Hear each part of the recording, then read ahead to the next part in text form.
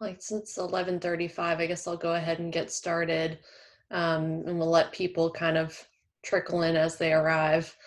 Uh, Thank you guys so much for attending today. I think everyone here, or this might be some of your first faculty learning communities. We try to do these about once per session, and usually we have a faculty member or myself or someone for the Writing Center presenting on a topic related to writing.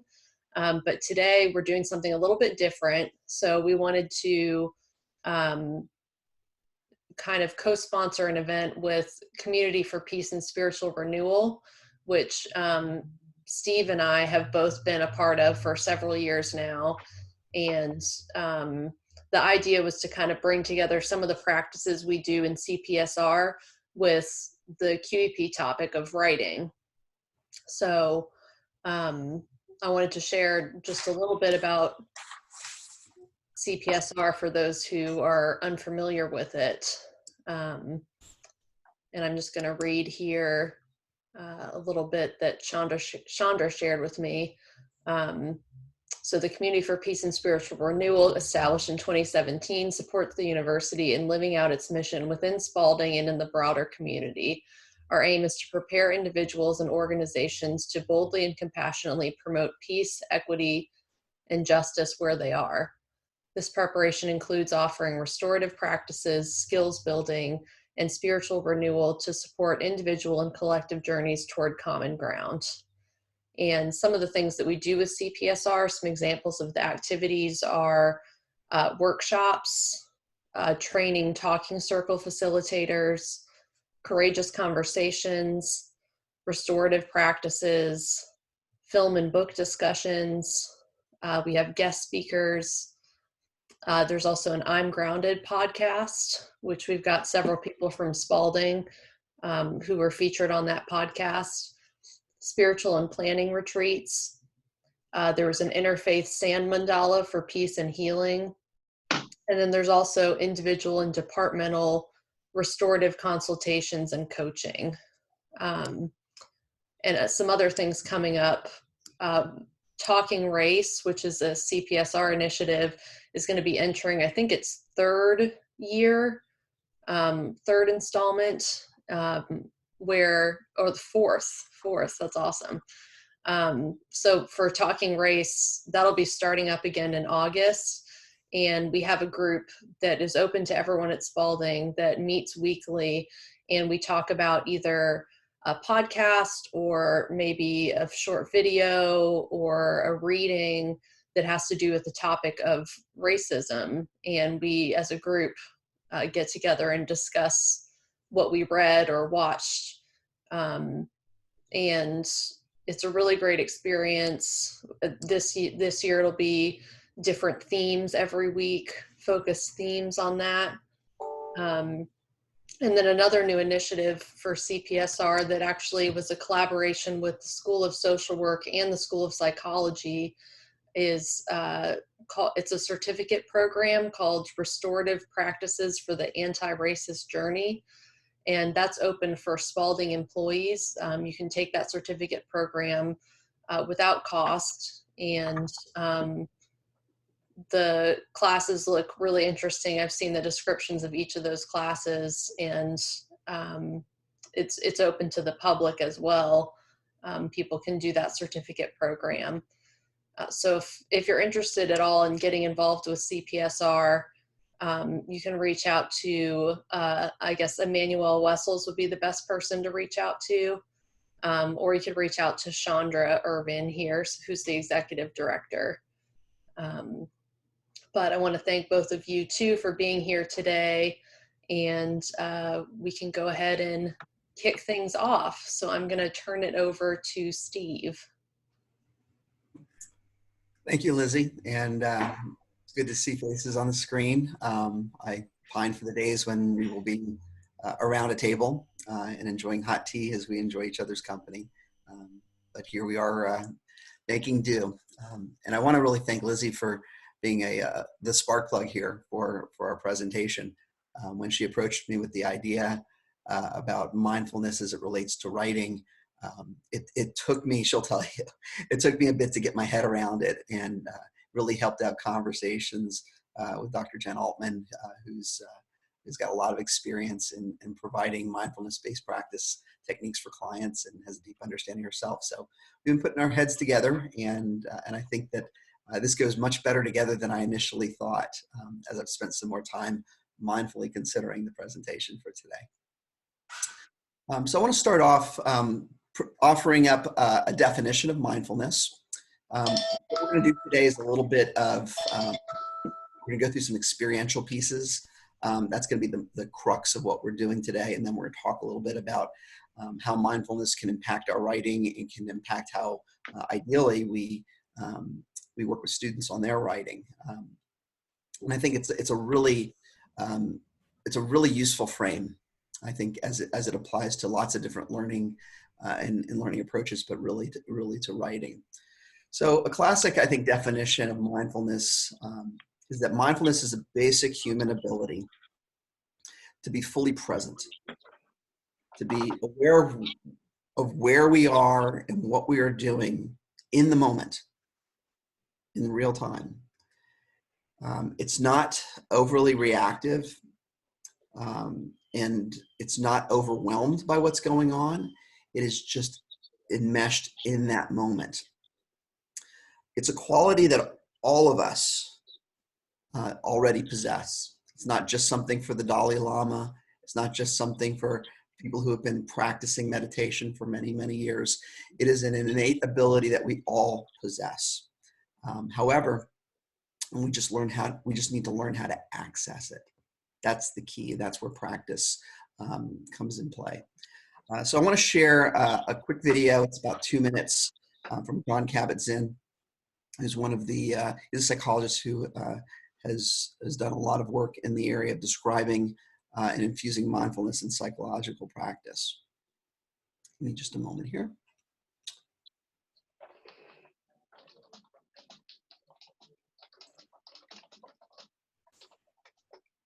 You all able to see that screen? My working definition, or what I call operational definition of mindfulness, is it's the awareness that arises through paying attention on purpose in the present moment, non-judgmentally. And then I sometimes find in the service of self-understanding and wisdom. We all take ourselves too seriously because we believe that there's someone to take seriously. That me, we become the star of our own movie. The story of me, starring, of course, me. And everybody else becomes a bit player in our movie. And then we forget that it's a fabrication, it's a construction, and that it's not a movie, and that there's no you that you can actually find if you were to sort of start to peel back. Well, are you your name? Are you your age? Are you your thoughts? Are you your opinions? Are you even your genetic inheritance? Even your genes, if you meditate or eat differently, they're going to be expressed by the hundreds differently. You're not even your genetic inheritance. So who are you? And here's where the rubber really meets the road. The question is much more important than the dime store answers that we come up with. So then we can notice this phenomenon called selfing. How much of our time we are running the narrative of I, me, and mine, which is now being identified with certain regions of the brain that do that narrative default mode kind of thing. And then mindfulness, MBSR, has been shown to actually light up other areas, or more lateral areas, where there's no story of me. It's just this breath, that out breath, and it's not me breathing either. If it was up to me to be breathing, I would have died a long time ago. Whoops, got distracted, forgot, dead.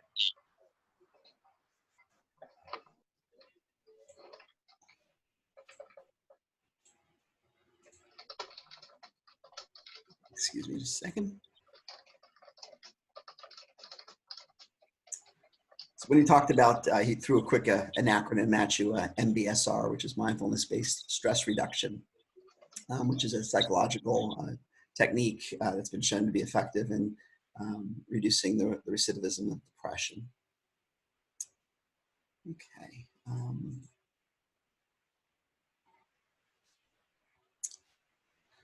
So what we know about mindfulness practices is that the more we practice, the better we get. So it is a practice-based skill. It is, some people are just better at it to begin with than others, but everybody can learn how to do it. And the more time we spend engaged in mindfulness practices has been associated with better outcomes in terms of mood and problem solving. I want you to think about the fact that mindfulness is not obscure, it's not exotic, it doesn't belong to a particular religious or spiritual tradition. It is not a special thing added to what we do. It is just cultivating something that is, again, already in us.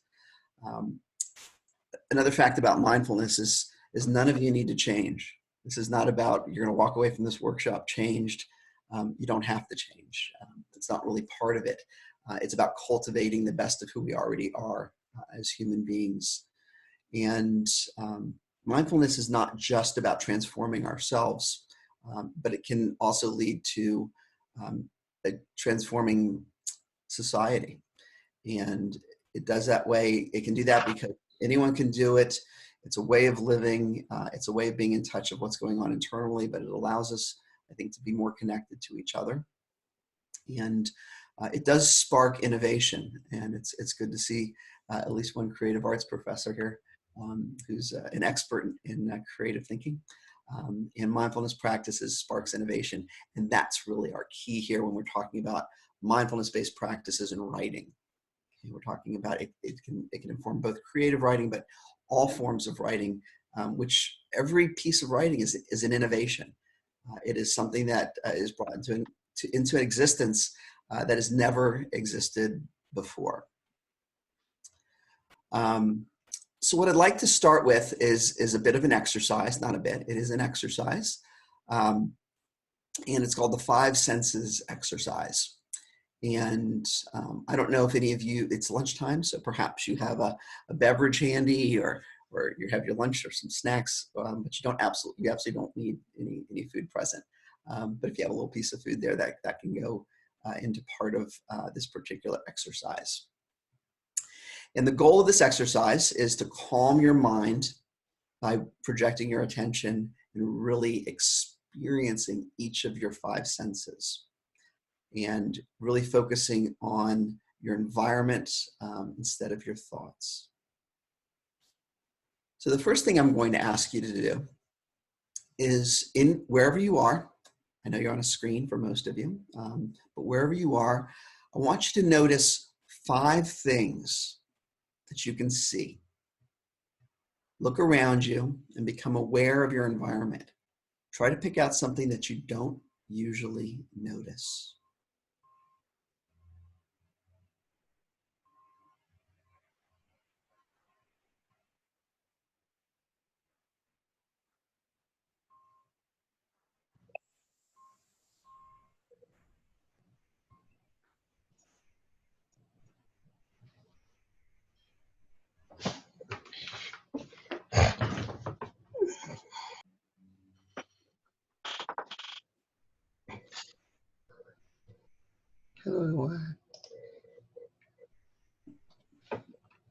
Okay, let's move on to 4 things.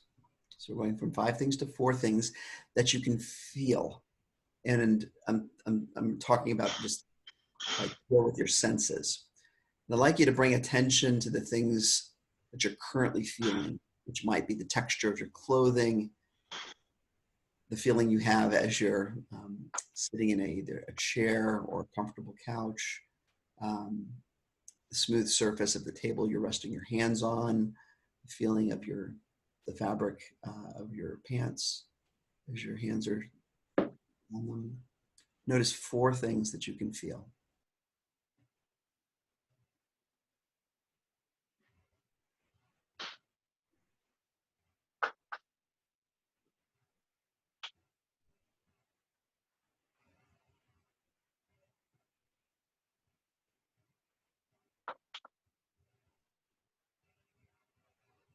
Third, notice 3 things that you can hear. Listen for and notice things in the background that you don't normally notice. Maybe there's a fan. Maybe the birds are chirping outside. Maybe there's traffic noise or lawnmower. Notice 3 things that you can hear.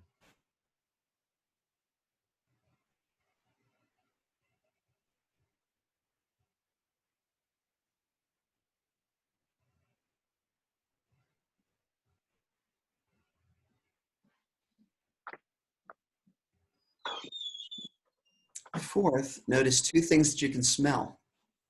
Bring attention to scents that you normally filter out, either pleasant or unpleasant.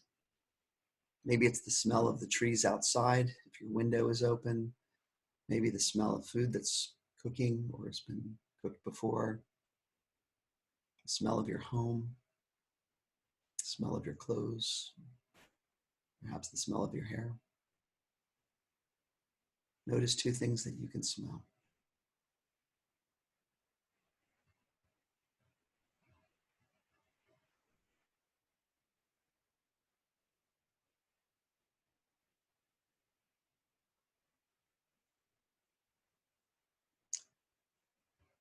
Finally, notice 1 thing that you can taste. And if you have something you'd like to pop in your mouth and taste, you can, but you don't need to. You can take a sip of a drink, but you don't need to. Notice the current taste in your mouth.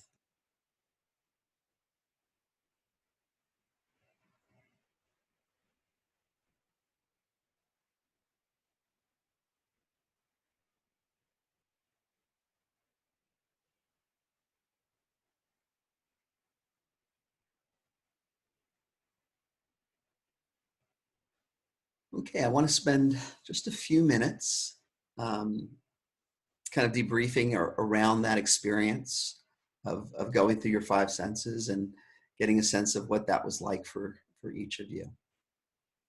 Anybody like to begin and share what that experience was like for you?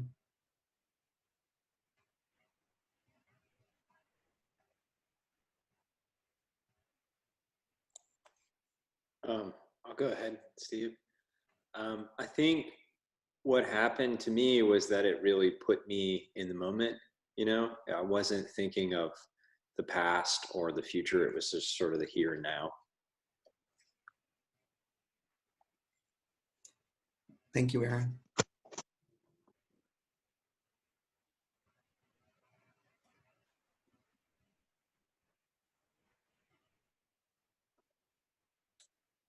It was very calming for me.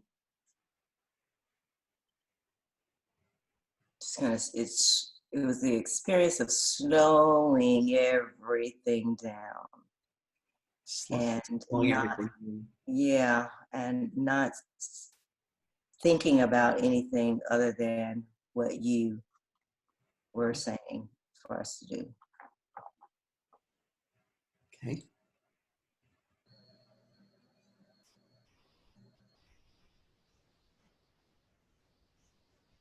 For those of you just joining us, we're doing a little bit of a debrief after a mindfulness exercise.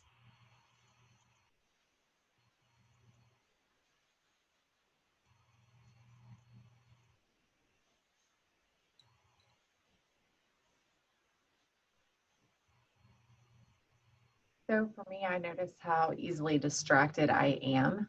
And I mean, I actually have been leading my class in mindfulness, like in the 5-minute period before we all get logged on. And I routinely notice this, that during that period, like you were telling us to think about what we could smell. And then my mind wanted to wander to, oh, I meant to put oils in my diffuser and I didn't do that, so I can't smell them. So I know like part of mindfulness is just bringing yourself back, like recognizing that you're wandering away, but then just letting yourself let that go and come back. So I just, every time I try, I better understand like how distracted I can be.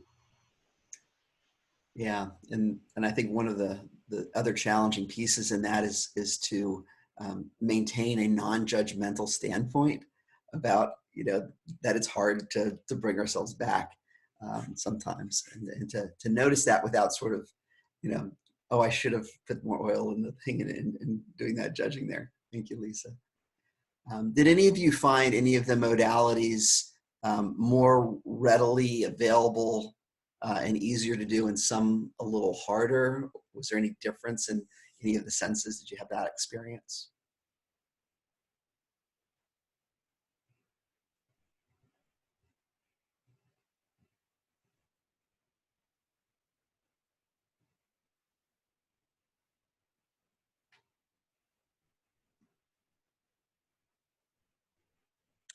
I think for me, I'm very visual, so it was easy for me to find something to focus on with my eyes.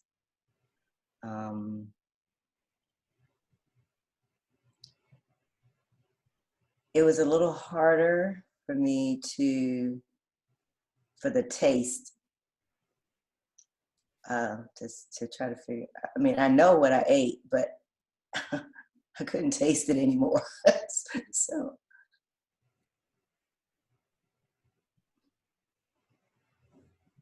Anybody else want to share anything along those lines?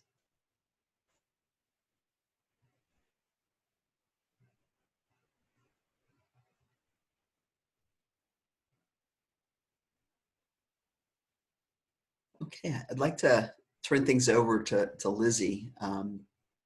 And what we're going to do sort of next is transition to talking about these kinds of practices and this approach to being, and how we might harness that in our writing as staff and faculty, and in our and how we guide our students to develop their own writing process. So, Lizzy? Thank you, Steve. And thank you for that mindfulness exercise. It was really relaxing. I'm like hoping I'm awake enough now to talk about what I wanted to talk about. So we thought a lot about mindfulness in the writing process, and some things that we kind of stirred up were just thinking about, the fact that writing itself can be a very meditative act, and that often you kind of have to get yourself into a certain, mindful state in order to write. And that the other thoughts we had were that writing itself can get you into a state of mindfulness, so that certain types of writing can really put you in the moment.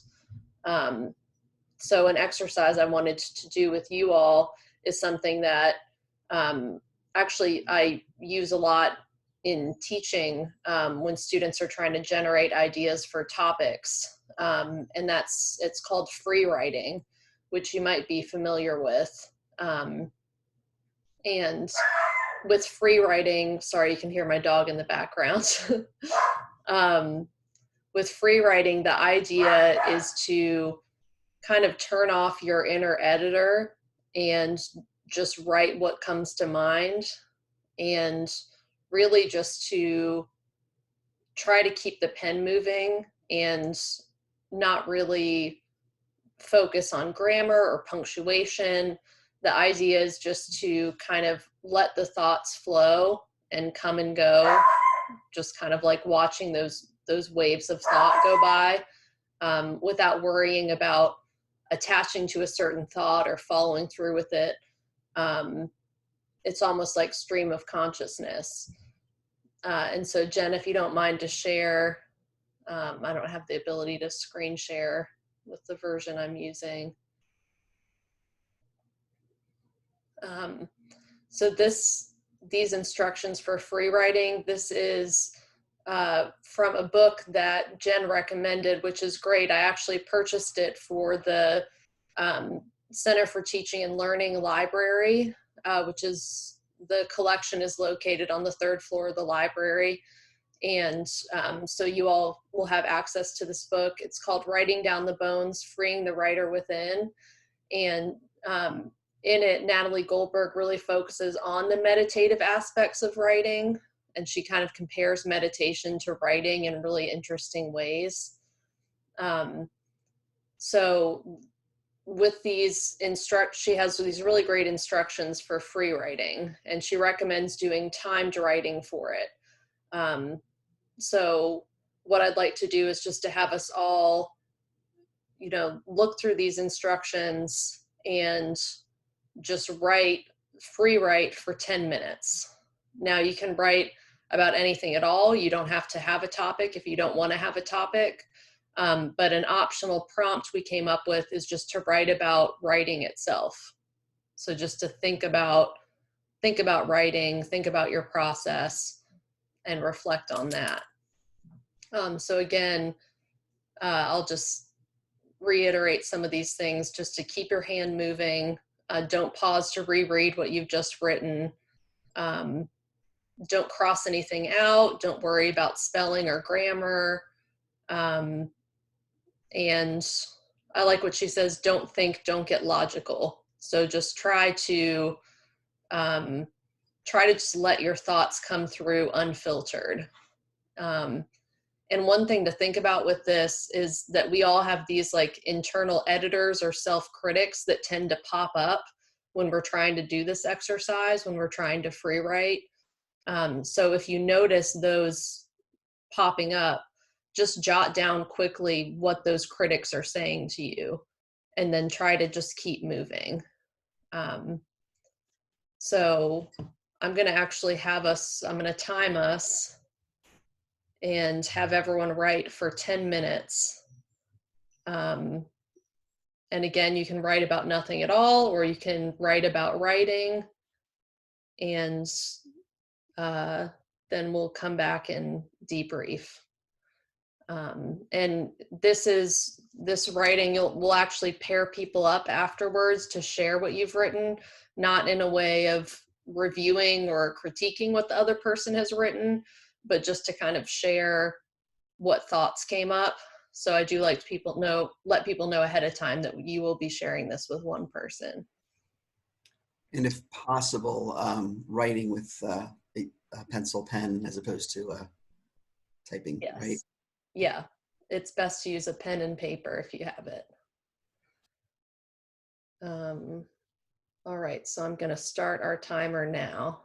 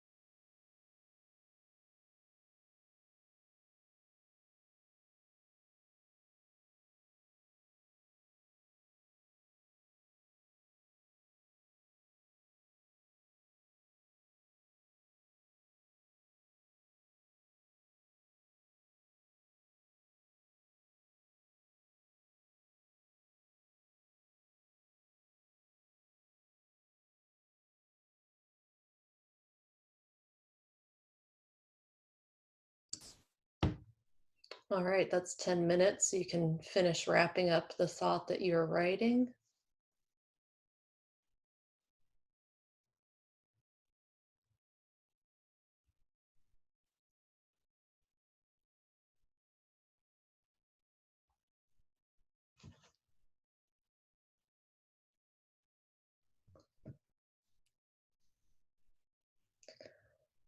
And now what we're going to do with the help of Jen is we're going to put people into groups of 2 and just have you read what you've written to the other person, which can feel really vulnerable because you're just kind of spilling out your that mine was all over the place.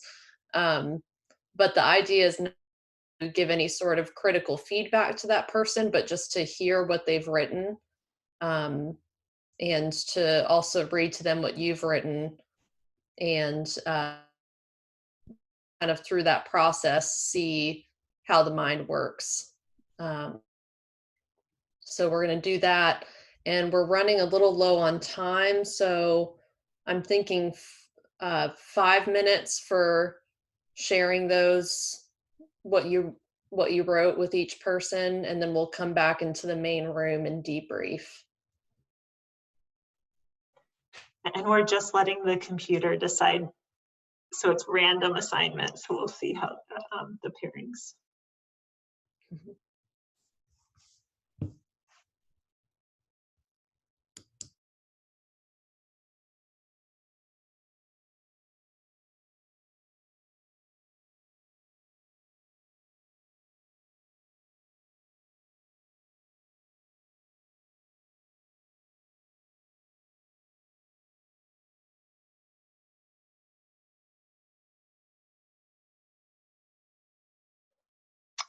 Hi, Emmanuel. Did your computer, were you on when we were talking about that?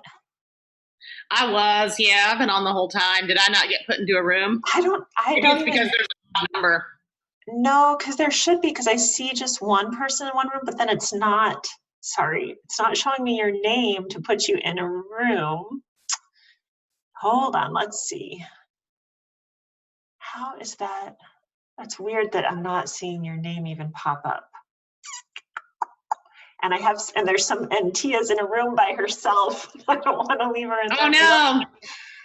Yeah, I don't know. When I do breakout rooms, sometimes there's features where you can manually add people and stuff. But if you can't even see my name to pick me, I've never had this problem. weird. Let me go in and tell Tia and have her come back out here. Okay. Hold on one second. Hi, Tia. So I'm having technical difficulties, and it's not showing me Emmanuel's name, who you should be paired with. So I'm going to invite you to come back to the main space, and then you and Emmanuel will be picked. It won't let me put her in a room. So we'll go back to the main. I'll see you there. Okay, I think yeah. Okay, so now I'm going to put myself in a room to get out of your way. Okay. I'll see you back here in a minute. Thanks All right. for your patience, you all. Sorry about that. Sure.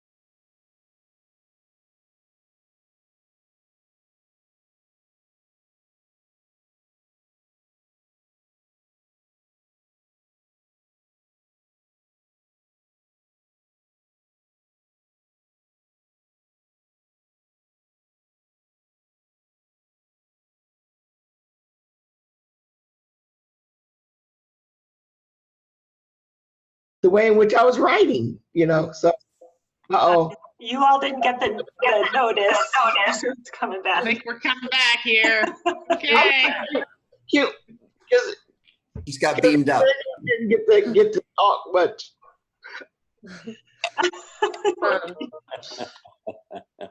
So maybe if just a couple people want to share what the experience was like of free writing and then of sharing that with someone. Oh, shut up.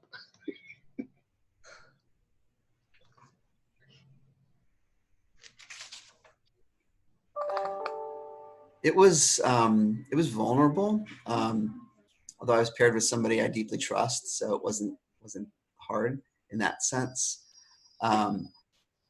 My writing, I'm judging here, so this is not supposed to be judging, but if I analytically looked at my writing, it is quite all over the place. I have a trip coming up, and that was a lot of my energy is in that, but there's stuff that poked up about this process of today, and there's stuff about a faculty meeting this afternoon, and it was kind of like all over the place, but was very energized. Like there was a lot of energy, like a lot of words were just like I could barely keep up, and I didn't know that would happen.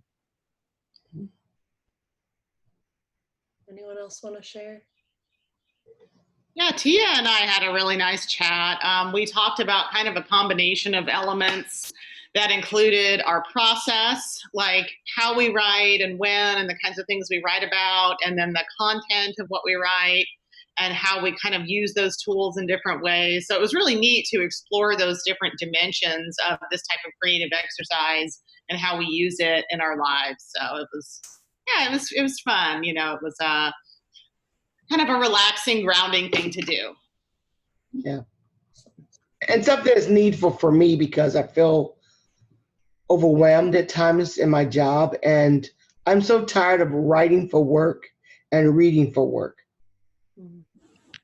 So I just want, to be able to let go. Yeah. Yeah, and I think this exercise can be really helpful even when I like it especially for when you have writer's block.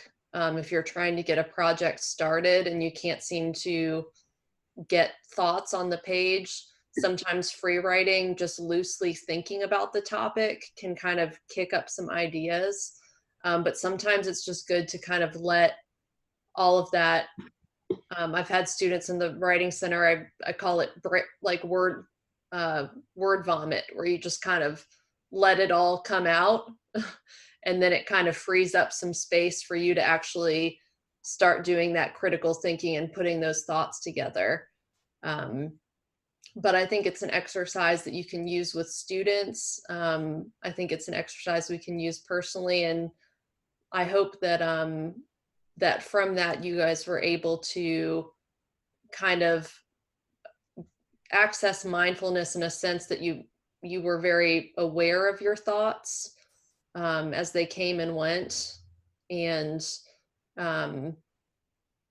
did anyone notice the internal critic at all? Did anyone have a critic kind of pop in and say anything as you were writing?